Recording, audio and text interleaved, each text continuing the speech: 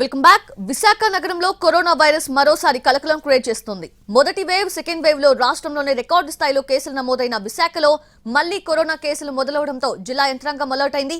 పిఠాపురం కాలనీలో నివాసముంటున్న 28 ఏళ్ల మహిళ కొద్ది రోజుల నుంచి చలి, జ్వరం, ఒళ్లునొప్పులతో బాధపడుతూ ప్రైవేట్ హాస్పిటల్లో చేరారు.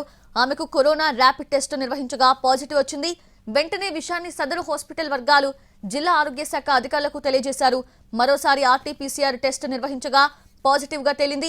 ప్రెజెంట్ ఆమె ఆరోగ్యం మెరుగుపడడంతో హాస్పిటల్ నుంచి డిశ్చార్జ్ చేశారు. అయితే 4 టీమ్స్ ని ఏర్పాటు చేసి మహిళ నివాసముంటున్న పిఠాపురం కాలనీలో ఇంటింటి సర్వేను నిర్వహించారు. 70 ఏళ్ల పరిధిలోని 200 మందికి సంబంధించిన ఆరోగ్య వివరాలను సేకరించారు. 70 ఇళ్ల పరిధిలో ఈ సర్వే చేశారు. అయితే మహిళ భర్తతో పాటు సోదరు నుంచి నమూనాలు సేకరించి కేజీహెచ్ ల్యాబ్ కి పంపించారు. మోర్ అప్డేట్స్ మా ప్రతినిధి చిరంజీవి అందిస్తారు. విశాఖలో మరోసారి కరోనా కేసు కలవరం రేపుతుంది. ప్రస్తుతం 28 ఏళ్ల మహిళకు కరోనా పాజిటివ్ తేలడంతో జిల్లా యంత్రాంగం కూడా అప్రమత్తమైన పరిస్థితి కనిపిస్తుంది. ప్రస్తుతం మద్దిలపాలెం ప్రాంతంలో ఉన్నటువంటి పిఠాపురం ఏరియాలో ఈ అపార్ట్మెంట్లో మనం చూస్తున్నాం. ఈ అపార్ట్మెంట్లో నివసిస్తున్నటువంటి ఒక 28 ఏళ్ల వివాహితకు మహిళకు కోవిడ్ పాజిటివ్ కూడా వచ్చింది. అయితే గత కొద్ది రోజుల నుంచి కూడా ఈమెకు చలి, జ్వరం, ఒళ్ళు నొప్పులతో బాధపడుతూ మందులు వాడుతున్నా తగ్గకపోవడంతో 3 రోజుల క్రితం ప్రైవేట్ ఆసుపత్రిలో చేరారు. అనంతరం వైద్య సేవలు అందించే క్రమంలో ఆమెకు చేసేటువంటి ఏదైతే కరోనా ర్యాపిడ్ టెస్ట్ నిర్వహించగా పాజిటివ్ వచ్చింది.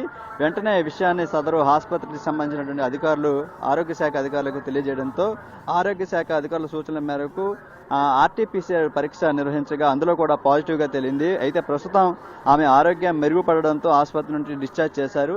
అయినా సరే చుట్టుపక్కల ఉన్నటువంటి ఏవైతే సరౌండింగ్స్ లో ఉన్నటువంటి ఈ అపార్ట్మెంట్ కు సరౌండింగ్స్ లో ఉన్నటువంటి సుమారు 70 ఏళ్ల పరిధిలో 200 మందికి కూడా ఆరోగ్య వివరాలు సేకరించి అలాగే ఆ మహిళ భర్తతో పాటు సోదరి నుంచి కూడా శాంపిల్స్ అనేవి సేకరించి కేజీహెచ్ ల్యాబ్కి పంపించారు. ప్రస్తుతం మహిళ ఆరోగ్య పరిస్థితి నిలకడగా ఉందని, ప్రజలు ఆందోళన చెందాల్సిన అవసరం లేదని జిల్లా వైద్య ఆరోగ్య శాఖ అధికారులు కూడా తెలిపినటువంటి పరిస్థితి కనిపిస్తుంది. ప్రజల్లో కూడా అప్రమత్తంగా ఉంటే కోవిడ్ బారి నుండి పడకుండా ఉండడానికి, అదేవిధంగా వ్యాప్తి చెందకుండా ఉండడానికి కూడా ఏమాత్రం ఆస్కారం ఉండదని చెప్తున్నటువంటి పరిస్థితి కనిపిస్తుంది. పబ్లిక్ ప్రదేశాలకు వెళ్ళినప్పుడు ఖచ్చితంగా మాస్క్ ధరించాలని చెప్తున్నటువంటి పరిస్థితి కనిపిస్తుంది.